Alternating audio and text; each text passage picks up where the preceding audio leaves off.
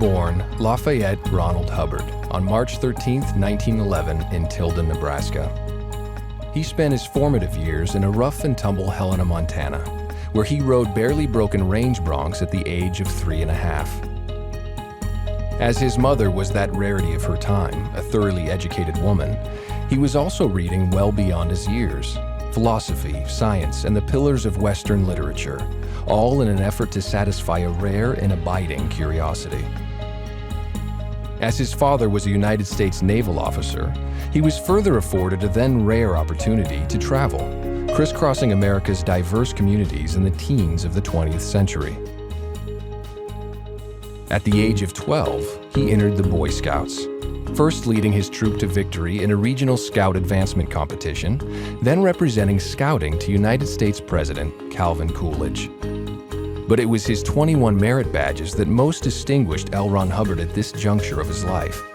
For just days beyond his 13th birthday, he became the youngest Eagle Scout in American history. It was another distinction entirely, however, that set him on the first leg of his life's course. Specifically, when an American naval officer who had studied under Sigmund Freud introduced young L. Ron Hubbard to the theories of psychoanalysis. Although left with many unanswered questions, here was the moment when his enduring interest in unraveling the mysteries of the human mind was born. His father's naval career provided the next avenue of inquiry, in particular, a Far East assignment allowing the 16-year-old L. Ron Hubbard a chance to visit Asia. It was land still steeped in mystery and rarely seen by Westerners, yet pursuing very fundamental questions on the origins of man and the ultimate source of life. He trekked more than 250,000 miles through India, China, Japan, and the Philippines, into many remote cultures and much arcane wisdom, including Vedic hymns at the root of mankind's oldest beliefs. It was also through these travels he gained entrance to forbidden Buddhist lamaseries in China's western hills, and there witnessed wonders beyond any known scientific explanation. Shortly after his return to the United States in 1929, he entered George Washington University as an engineering student. It was a rigorous curriculum of scientific methodology, the very tools he needed to examine human thinking with unerring accuracy. Here, too, was one of America's earliest classes on nuclear physics, through which he embarked on yet another investigatory trail, this one to isolate a postulated life source, theoretically detectable in small energy particles.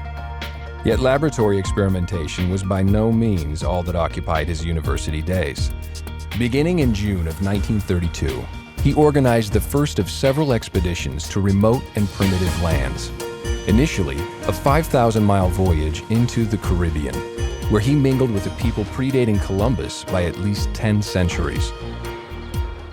Next came Puerto Rico, where he not only conducted one of the island's first complete mineralogical surveys, but also studied yet another ancient culture deep within the hinterland. Then, taking his thirst for adventure to the skies, he became America's 385th licensed glider pilot. Heralded by newspapers of the day as Flash Hubbard for his aerial antics. While as a barnstorming sensation of powered flight across rural America, he mixed with still another slice of society. Then, leaving university in the depths of the Great Depression, he began his career as a professional author, turning his true-to-life exploits into high-action tales for magazines of the day. Tales of adventure, tales of intrigue, science fiction, fantasies, westerns, and even the occasional romance. As an undisputed legend of American pulp fiction, L. Ron Hubbard wrote it all. Indeed, with more than 300 novels and novelettes to his credit, so prodigious was his output, he was eventually authoring stories under 15 pen names, and so filling whole magazines with his work. He was also scripting matinee blockbusters for Hollywood, and otherwise leaving an indelible stamp as an author whose career would span 50 years. Then, just as exploits fueled story ideas, so his stories funded still more exploration, until he was regularly crisscrossing the country to live extreme adventures and mix with people as far afield as Native American tribes along the Alaskan Panhandle. In recognition of discoveries in the field, he was further honored with a place in the prestigious and invitation-only Explorers Club, and so went on to captain expeditions beneath 3 club flags. But the real point of such adventures was the fact he was mixing with life to fathom life. The first decisive breakthrough came in 1937, when he isolated the single common denominator between all living things, a dynamic principle of existence. It was recorded in a manuscript entitled Excalibur, and presented the basis for all future research into the mind and source of life. But then came an interruption to that research, the Second World War. As he had since earned a rare Master Mariner's license to captain any vessel in any ocean, he received numerous recommendations for commission as a naval officer. In particular, he was described discreet, loyal, honest, and without peer in the art of getting things done. So it was, Lieutenant L. Ron Hubbard commanded warships in both the Atlantic and Pacific. He was highly decorated for duties under fire, and ended his service in a military hospital where he was treated for wounds suffered in combat. But that's also where he embarked on his final road of discovery.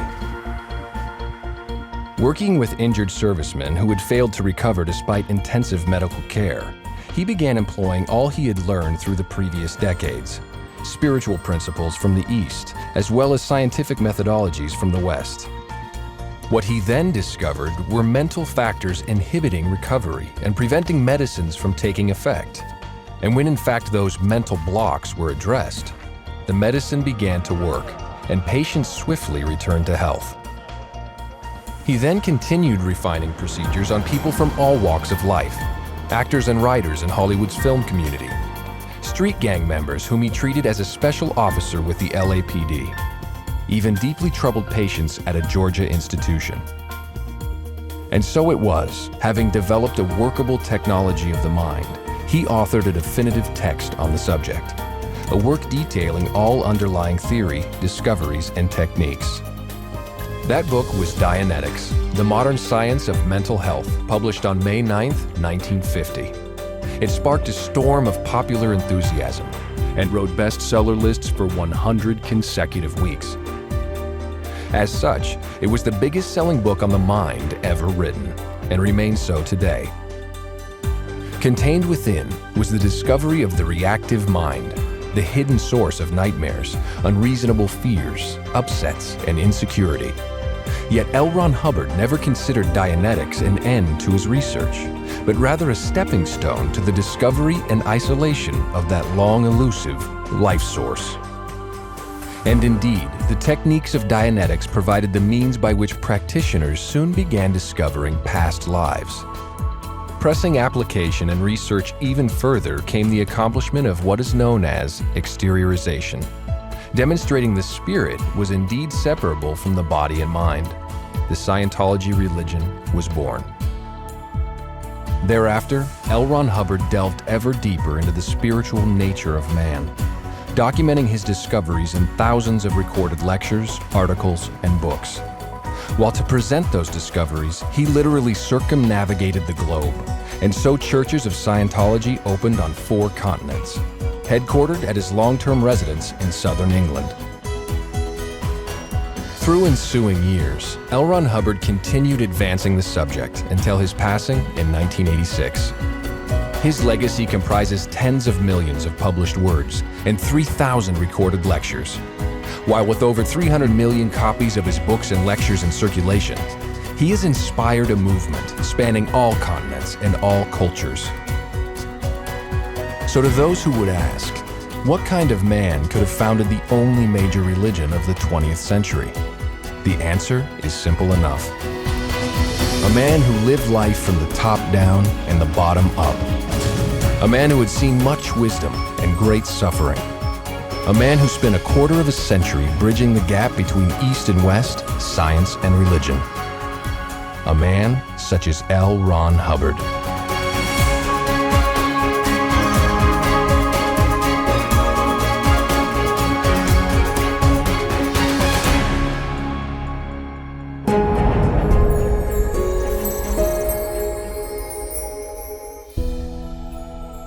That Scientology is the only major religion born in the 20th century is intrinsic to its nature and doctrine. That it's simple, accessible, and relays information without parables, for which meanings are varied or perhaps even lost. This is Scientology as a modern religion. This is also Scientology as the only major religion with the voice of its founder intact. So while the lives of prophets were recorded by disciples 2,000 years ago, this is the life of L. Ron Hubbard as he himself recorded it in 3,000 public lectures. In other words, this is who he is. This is his voice.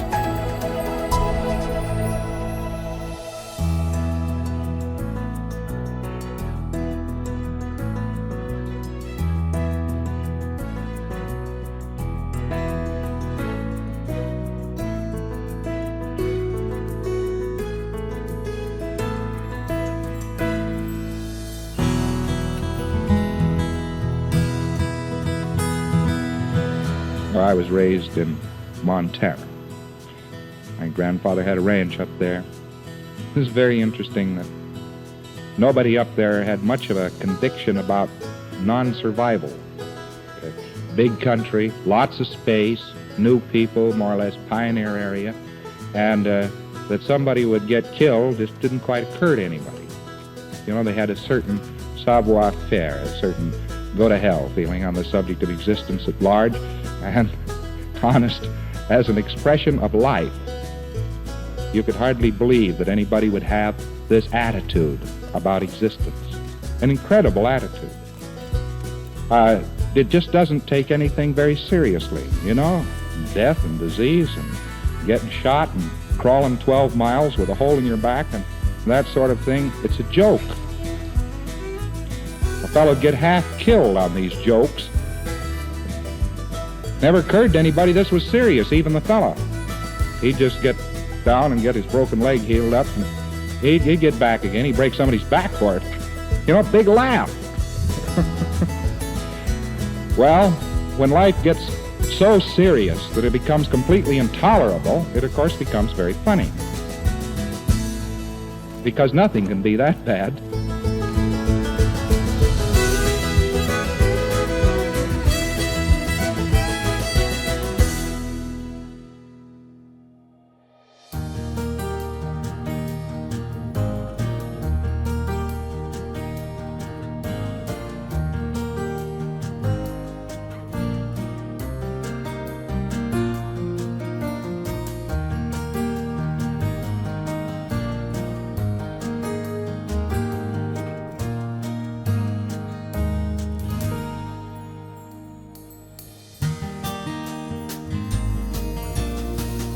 My grandfather actually dragged me around this country before it had any roads. He was driving a Model T Ford. It had the most wonderful ability to go totally cross-country. Somebody nailed, I think, a half a dozen signs up on trees, tin signs saying the Lincoln Trail and so forth out west, and that was supposed to be a road. It was quite interesting. He'd run across motors that had been there for 2 months waiting for a wagon to get back from town, some freight outfit or something, to bring back a carburetor or a new tire or something. You went 30 miles to a blowout. That was usually what it averaged. In an old car, if you saw somebody else stop alongside of the road, you stopped. Well, this was participation in the game of motoring.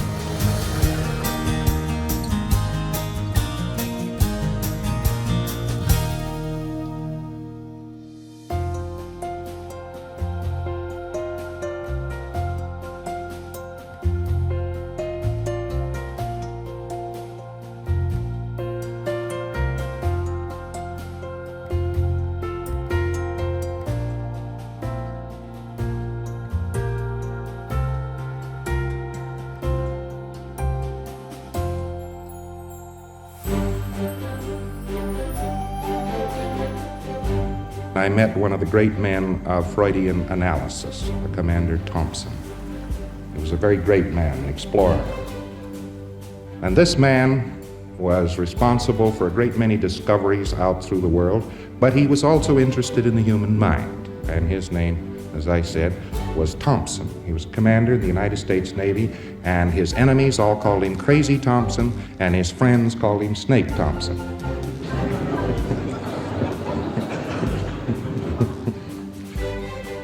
He was usually in very bad odor with the Navy Department. He was rather looked down on, but he was a personal friend of Sigmund Freud's. He had no boys of his own, and when he saw me, a defenseless character, and there was nothing to do on a big transport on a very long cruise, he started to work me over. What impressed me, he had a cat with the name of Psycho.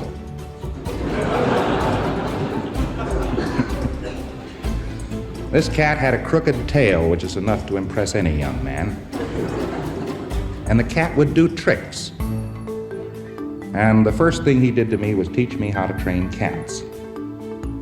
But it takes so long, and it requires such tremendous patience, that to this day I have never trained a cat.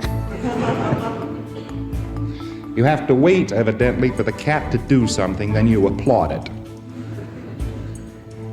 But waiting for a cat to do something whose name is Psycho,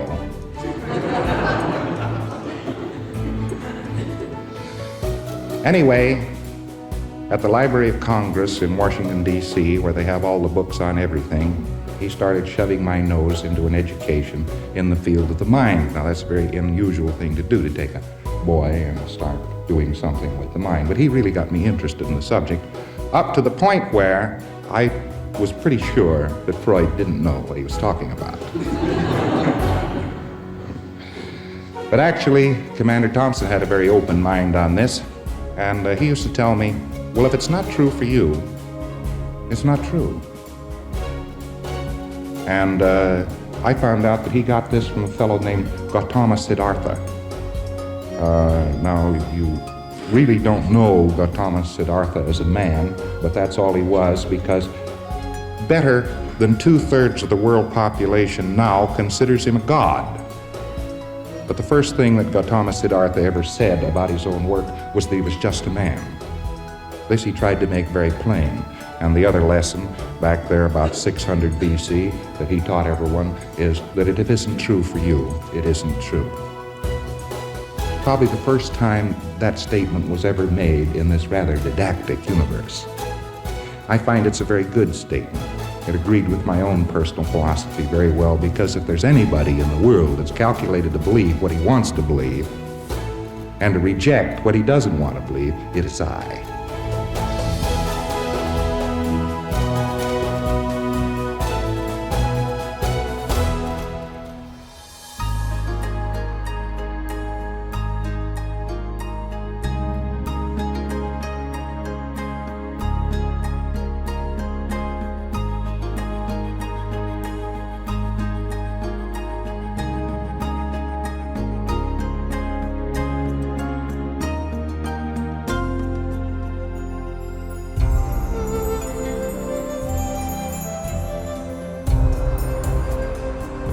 I spent quite a bit of time in the Orient when I was a kid.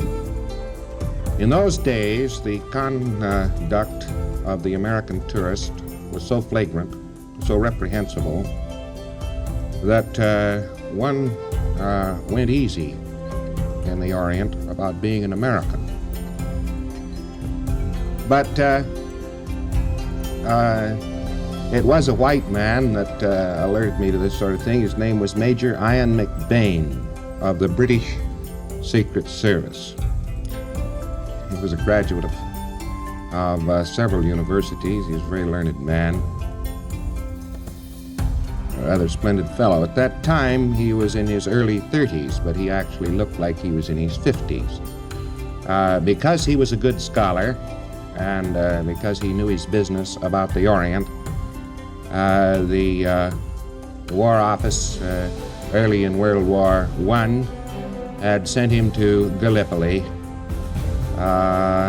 naturally, that being about as far from his talents as they could get.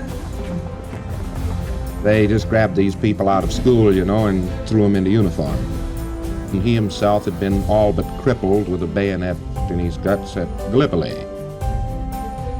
But anyway, This man, by reason of having been an invalid for a long time and so forth, had increased and doubled, returned to his studies, you might say, and here he was in charge of the Secret Service in the vicinity of North China, in that area. But this fellow was evidently essentially very lonely. None of the whites out there shared any interest or enthusiasm in what they termed the native customs. And that these native customs had more historical background than any white custom that was around seemed to miss them. It's like you're shoved a book when you're in grammar school, and this book says it's the history of the world. And you find yourself reading about the Egyptians and the Greeks and the Romans and the French and then your own country, and where are you? You've read the history of the world? Well, teachers in this day and age seem to think you have. Truth of the matter is, civilizations existed, flourished and died much fancier than anything we had 1,000 years ago, and we pay no attention to it.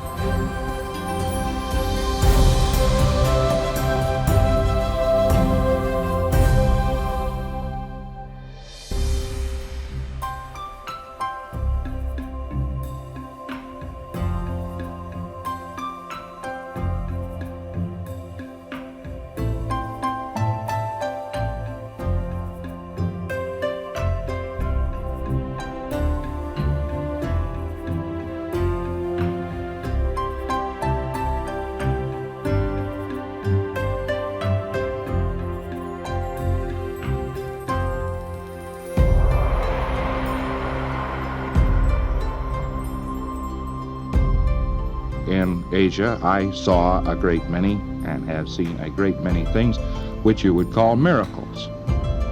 And I could not put these things from my mind.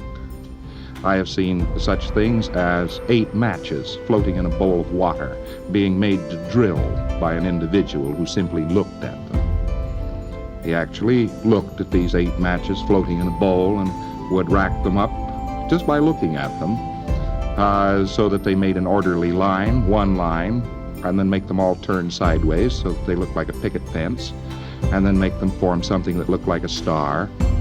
Intriguing, to say the least. A parlor trick, yet it was very impressive. But here in the East, we find a tradition of wisdom. And it was that thing more than anything else which came through to me when I was quite young. A tradition of wisdom, the freedom to think. The freedom to be an individual, to be as eccentric as one pleases, and to lie down and die if it struck one as that was the thing to do. I have seen men lying on the street, starving to death. I've seen them receive a broken leg in an accident and simply sit there. Just sit there, and no passerby felt even vaguely called upon to do a thing about it. A weird and peculiar country to my frame of reference. You should help people, you should do this, and you should do that. But freedom to think, freedom to be, and freedom to become anything was predominant. It wasn't complete carelessness, as I first supposed. It was a tradition of intellectual freedom. Now, I was quite accustomed to thinking in terms of rituals and Zen Buddhism and talking about the possibilities of this or that and hereafters and nirvanas and so on. This was all quite common and ordinary to me, and I came back to America. This was a great shock. It's probably something I never should have done. Probably should have stayed abroad. As a matter of fact, until I was 30, I used to think about it periodically and curse myself in every language I could curse in. I know a lot of curses in a lot of languages. And it seemed to me the most idiotic thing I had ever done was return to the Western world. Mostly because there was no intellectual freedom.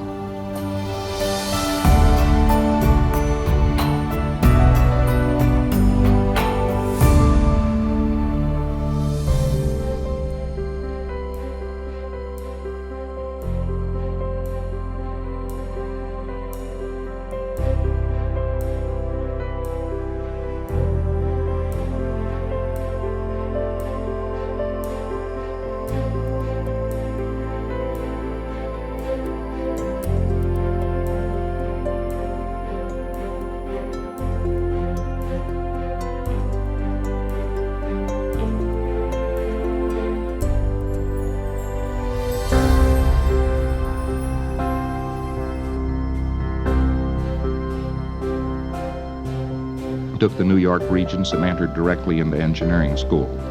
And when I arrived, I was stunned to discover that no one cared whether I thought or not.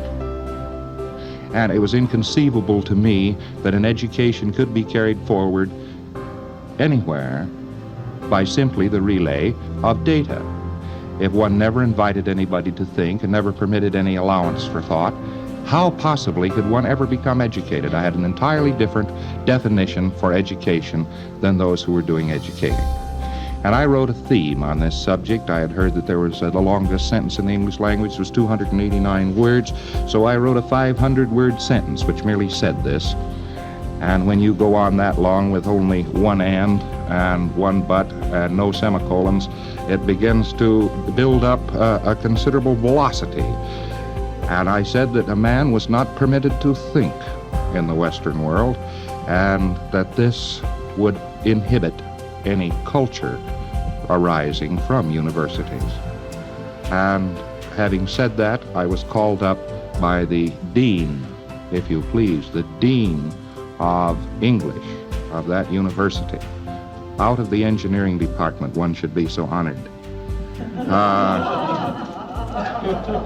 And he told me that unless I would write an entirely different theme, expressing entirely different sentiments, I would be expelled from the university. That was very strong. Years later, when I'd become a writer, this same dean, now retired, saw my name on the newsstands and the bookstores, and he finally looked up my address, and he wrote me a letter and told me that there was a little thing which he had meant to tell me for many, many years. He still had my theme. And he said at the time, in his position, it would have been impossible for him to have done anything else, but he considered it an excellent piece of thinking and of literature, and he had preserved it. Good heavens, how could a man who was virtually in charge of a university actually bow to this sort of regimentation? I couldn't conceive of it. And that kindled a spark of revolt in me.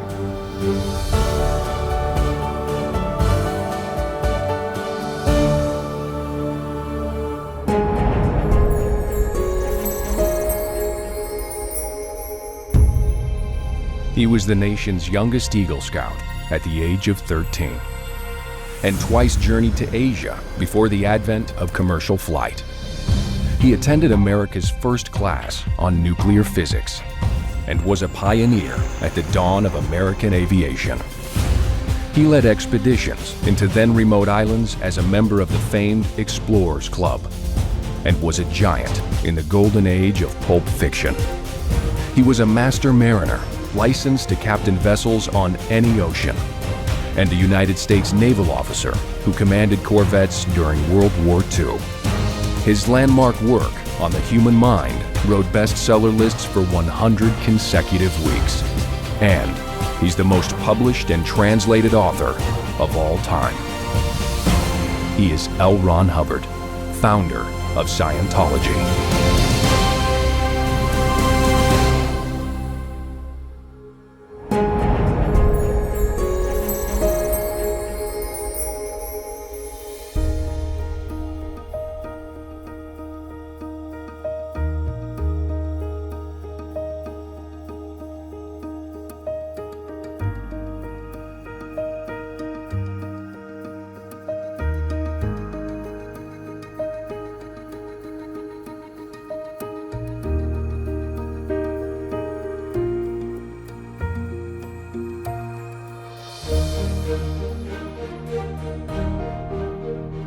I made a certain series of tests and experiments and found out that poetry, of all things, seemed to be poetry in every language to everybody else.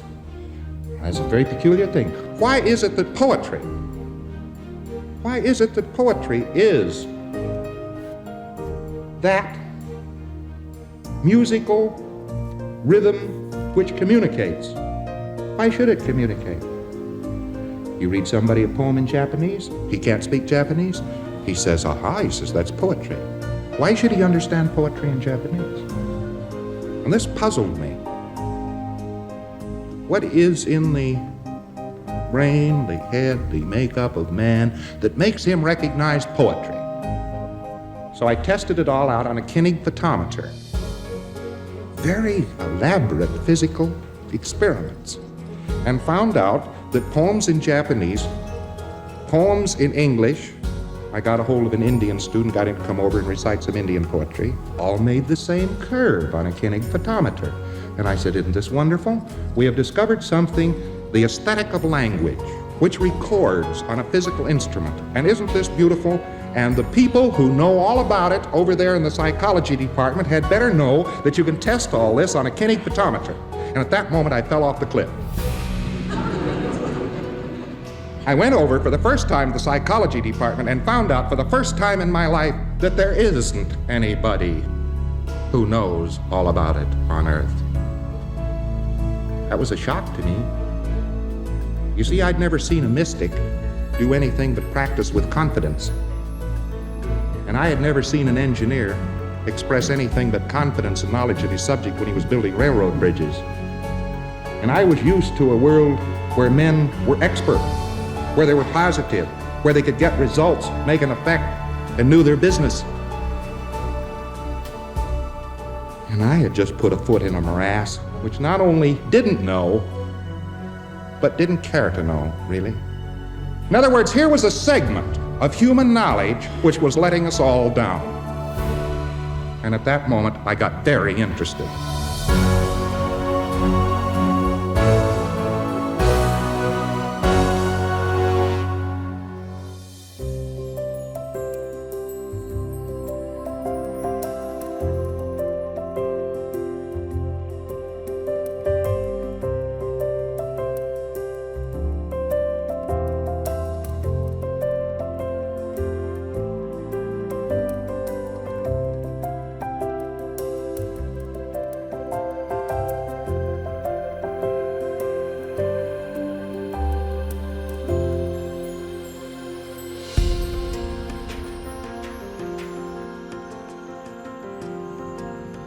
I was a member of the first class in nuclear physics.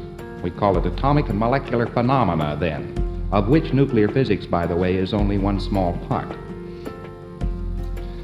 It was not at that time, and is not now, an open and shut subject. It permits speculation. Atomic and molecular phenomena is simply no more, no less than what do electrons and nuclei and so forth do when you do something to them. But this whole subject was being grooved down, not by anybody's choice or selection, to a very forceful study of splitting the atom. And the splitting of the atom was at that time fact. Everybody thinks the atomic bomb suddenly blew into our knowledge full-armed in 1943 or 45 or something like that, and then we bombed Japan. That's not true. The atomic bomb technology and so forth was developed rather fully for decades before anybody put it to use. It required somebody to sit down to a desk and write a check. The technology was there, but the money, the tremendous quantity of money necessary to develop nuclear physics was not written. But nearly all nuclear physicists, atomic and molecular phenomena boys, Buck Rogers boys, we were known as, Buck Rogers, the comic strip character, space opera and so forth. For all the years between 32, let us say, and 1943, nobody had any use for a Buck Rogers boy. There was nothing he could be used for. So after I finished training, the Depression was on us in full, and it was obvious that the only use to which you could put this Buck Rogers information was, of course, science fiction. And like so many of the boys who studied in that field, I did. I wrote science fiction for years. Developed tremendous numbers of friends in science fiction, and I also wrote other types of stories and made a very successful career out of it in the field of writing. But as far as nuclear physics is concerned, the only use I ever made of any of the material, directly and intimately, was to try to define the tiniest particle or wavelength of energy in this universe. I went out on this subject as a special subject on which I wished to base a thesis, and suddenly realized that I probably would find that small particle in the human mind.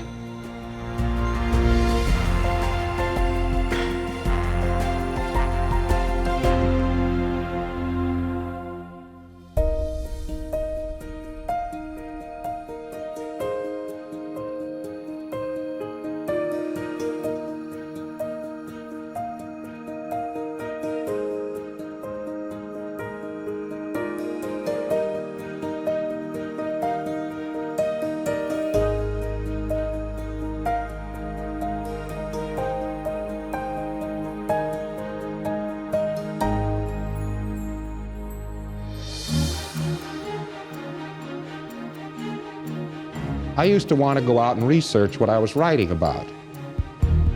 Everybody that was connected with me at that time thought this was a horrible thing for me to do. Of course, you must realize that when I did this sort of thing,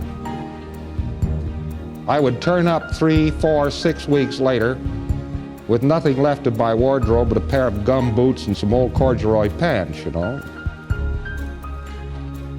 Stubble a beard. I'd gone out and lived the part, you know. I'd be in a remarkably second-hand condition, broken fingernails and all that sort of thing. You know. If you're going to write a story about logging, well, you better get in and log, man. You better get in and log. You go down and sign up on the logging crew. You know, and you decide you know all about being a sawyer now. You better be a feller. Something of that sort, so you tell some tall tales. You have to be awfully slippery, you know, to be able to do this, because it means you've got to acquire professional skill while walking up to the manager and then exhibit it after being hired.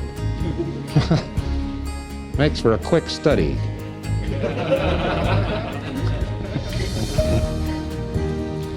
They didn't like to see me do this. I'd just disappear out of ken. Of course, they'd worry about me and all that sort of thing. I'd come back with engine oil all over me, having been a stunt pilot for 7 weeks, you know. Write a story about it. It worried them, as one could see, but it was a dirty trick. I used to have a system of not writing about things I didn't know about. Now, I think it's a fairly good maxim. I would advise it to almost anybody.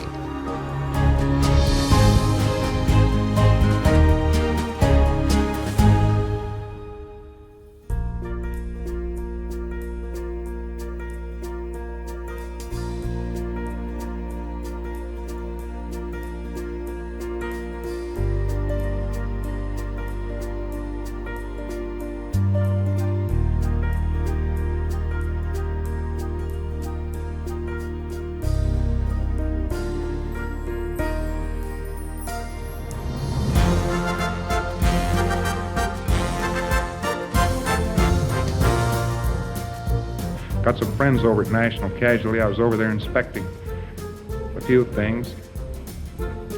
I was astonished to find out a couple of things, that some of the most dangerous professions in the world, they were smiling. They're practically non-insurable, they said, and they were smiling about it, because the funny part of it is the longevity of people engaged in those professions was fantastic. But they were awfully dangerous. There were lots of accidents in those things. The liability toward death was tremendous. But I've watched enough of these dangerous professions. I wrote a series of stories about them one time just to get up close to them. And those boys really fascinated. What they can live through. And inevitably, it will be somebody who has nothing to do with them, who really shouldn't be around them, that will cause their death. They are in a position where death can be caused. I remember walking up to the top of a very high skyscraper to interview a steeplejack. And I looked over the edge of the window, and he was out there.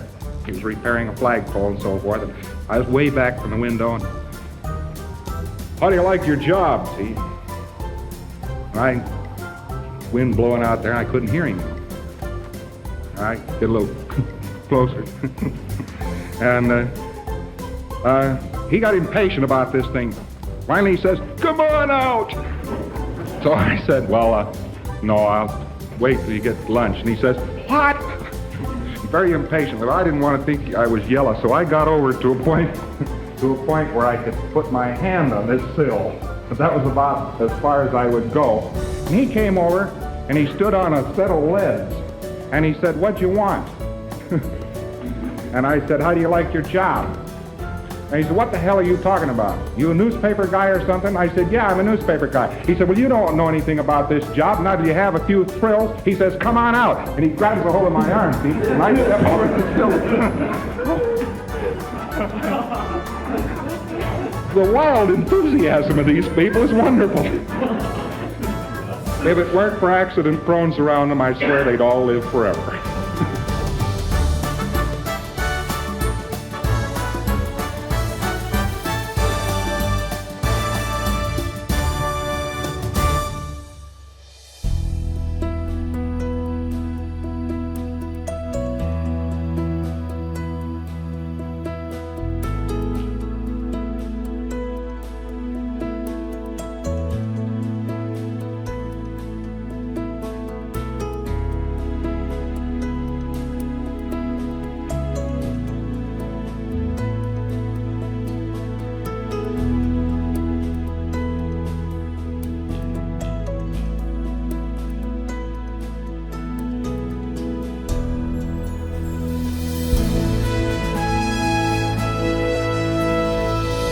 Along about 1938,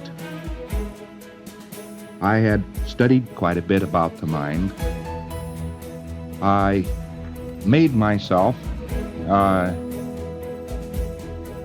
enough cash so that I could sit back for a short time and be very intensive on this subject. And I carried forward a series of biological experiments and discovered, oddly enough, that a cell can be taught on down its generations. Very crude biology. But I found out that you could teach cell A something, such as a puff of cigarette smoke contains nicotine and is deadly and will make you sick. And several generations later, we have educated the cellular line to flee from steam, which contains no nicotine. Fascinating. Absolutely fascinating. Cellular memory. The cells could remember. This was enough for me. I started to add it up. I said, what is the common denominator of existence? And came up at that time with the dynamic principle of existence as survive. Well, however else it went together and whatever else I did about it, I wrote a book at that time, a book called Excalibur, which you have never read. Mostly because it is simply a dissertation of what might be. In other words, I drew the high water mark of processing, therapy, speculation, philosophy, drew it very, very high in the form of speculation, and then had absolutely no bridge to go between that and what was factually true in the society, what was observably true, and what was speculatively true. There was no bridge between. It took a number of years to get a bridge in between those two facts.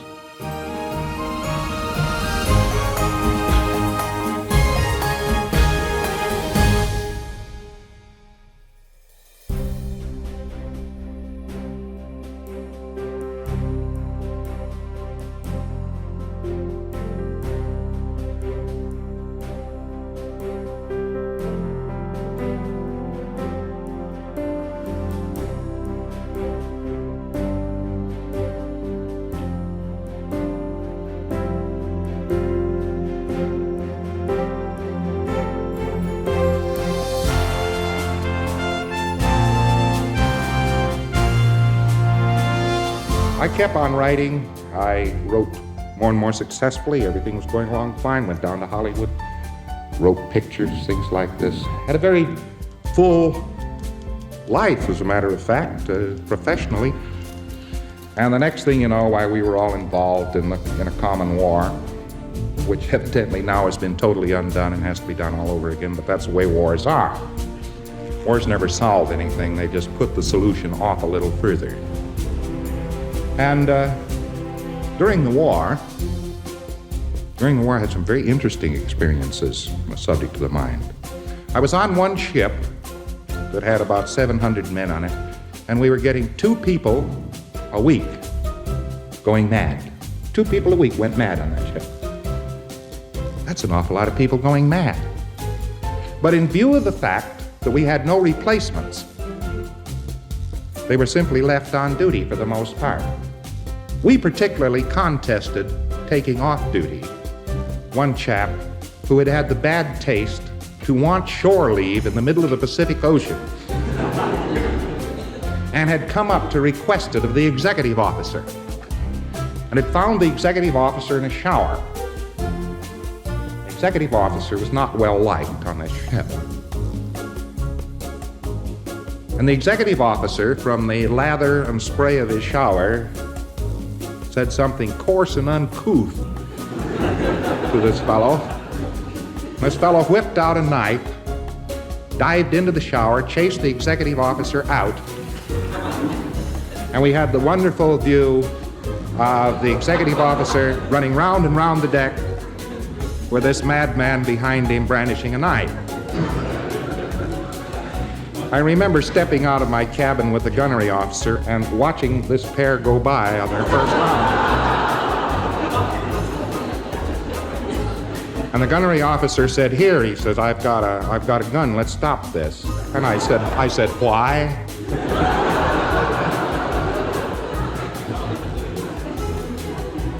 About that time, 2 masters at arms entered the parade.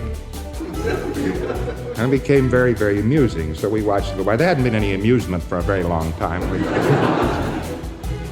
Finally, we got tired of it, and the gunnery officer and I checked the madmen by putting out a foot, and the crew wouldn't speak to us for a week.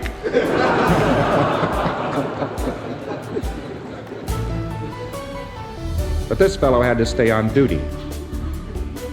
The medical doctor of that ship and I had the same cabin. And the men in the crew would come up to get bandaged up or something like that at all hours of the day or night. When the medical officer was out, they would get me, you see. I'd process them one way or the other. And when he was there, he'd give them pills and sew them up. So they had a good time of it. And I had an awful lot of subject matter to study. The medical officer turned it all over to me. He was kind of bored with it all anyway. He was on the verge himself.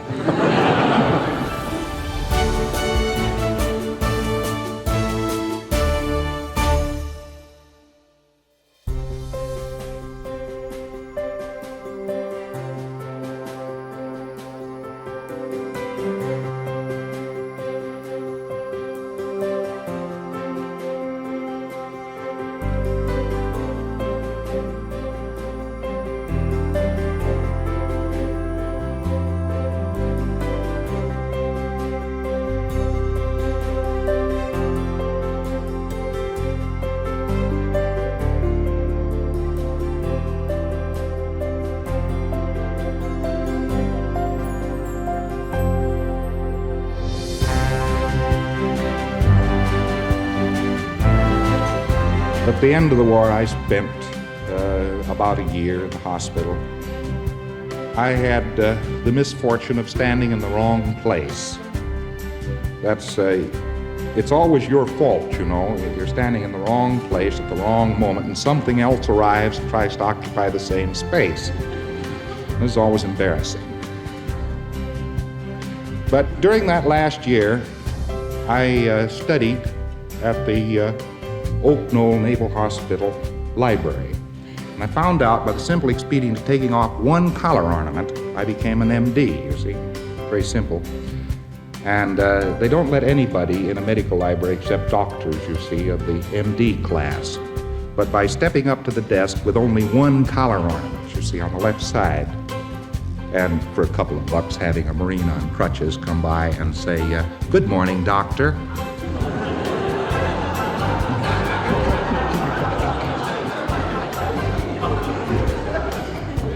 I was able to get in a year's study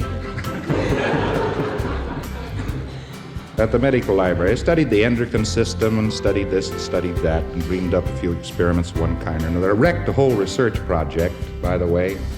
There was a doctor with the improbable name of Yankiewicz. And Yankiewicz was conducting a series of studies on prisoners of war, and this Yankiewicz was trying to fix them up with testosterone and other endocrine compounds.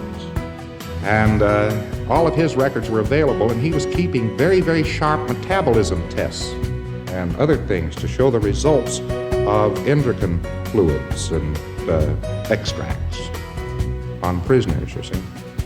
Well, it's very simple.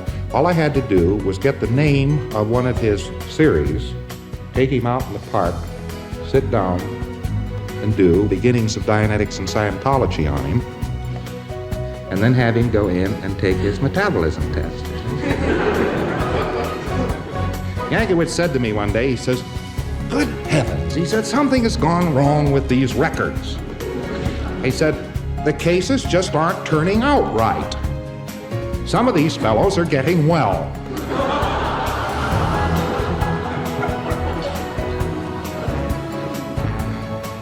Well, I found out by those experiences that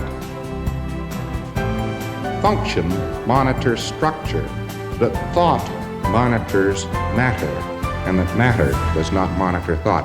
Thought was boss.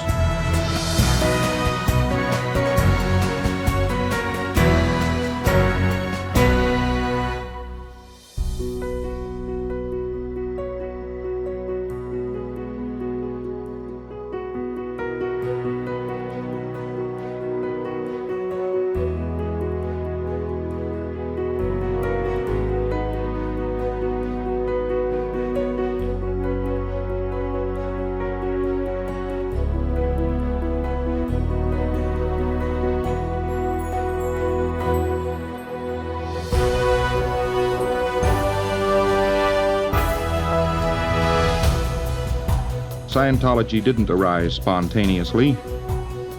It was very well backed up by an enormous amount of information. And the amount of knowledge which we have at this time is actually tremendous. I think offhand that there's probably more knowledge been accumulated in the last few years concerning the human mind than there's been accumulated in the last 10,000. That's not a brag. It's merely because one used everything that was known in those 10,000 years, and he used everything that he could see, and he used a world which had come up to the idea that we must be factual, not speculative, how we must prove everything we do, and we must observe everything and make sure it's true, and above all, we must get an effect. We must arrive. And having imbibed that lesson very, very well, I was very determined that we would bring this investigation up to a level where it was intensely workable, not by some savant, some soothsayer, some mummified relic sitting on top of a mountain getting cold in the snow, but by anybody who cared to use it, and that seemed to me to be an admirable goal. This was the identical goal and is something toward which people have been studying and hoping, mostly hoping these last few centuries. They have prophecies and so forth about someone who might come into the Western world, and it's a very descriptive philosophy and prophecy and so forth about the whole thing, and make it possible to free one from the cycle of births and deaths in one lifetime. Well, they could of course prophesy this with the greatest of ease, because it was inevitable as knowledge accumulated that sooner or later somebody would have enough time to look over the problem thoroughly from one end to the other and take all of the recognizable truths that were already there and add to them to a point where this could be accomplished. This was inevitable that this would occur. If it hadn't occurred in this century, it would have occurred a few centuries hence. But sooner or later this answer would have been produced, merely because it is the answer for which man has been looking for 10,000 years.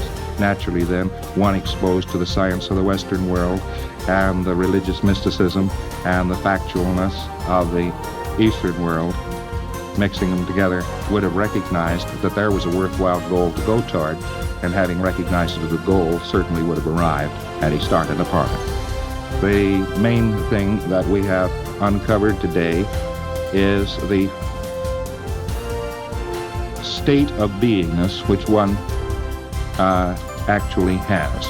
Instead of speculations about does man have a soul or doesn't man, we have data. And we find out that man can be free, and he is best off when he is free. A man can be free in one lifetime now, as far as he is concerned as a soul. Life has been working this for an awful long time, been working at it hard, and it's time at least somebody won on this particular goal line, and I think we have done so.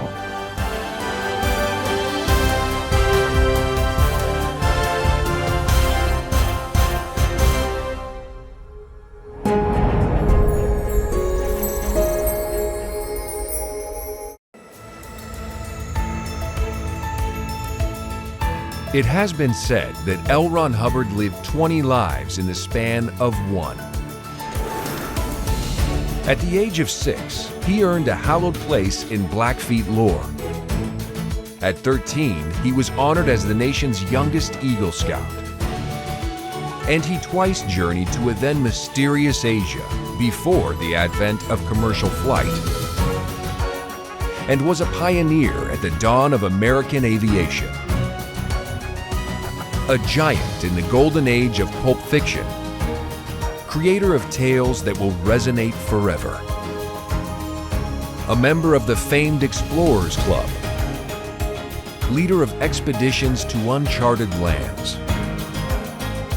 The author of Dianetics, the world's most widely read work on the human mind. And founder of Scientology, the only major religion to emerge in the 20th century. This is a profile of L. Ron Hubbard, and your invitation to get to know the life, the legacy, the man.